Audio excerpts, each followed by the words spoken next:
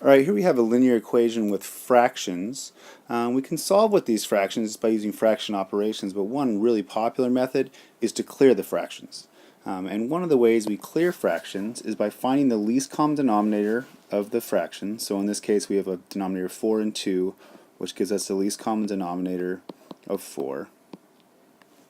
And then what we do is we're going to multiply our entire equation, or each term in the equation, by 4. The thing that gets people is how this works. This is important now. I'm going to multiply every term by 4. What I've shown here is this idea of I'm distributing this 4 that I'm multiplying to the equation. It gets distributed to all 3 terms in this equation. When I do this though, I'm not going to write the 4 the same every way.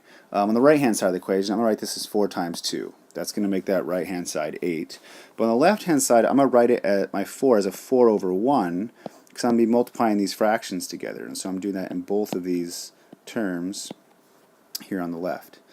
So I'm going to multiply 4 over 1 by 1/4. Here I can do some cross canceling. These 4's cancel each other out. What I'll just get left is 1x. And then in the second term I can cancel a factor of 2 here, and what I'll get is a 2 over 1, or just a 2. And then, as spoken before, I'll get an 8 on the right hand side of the equation.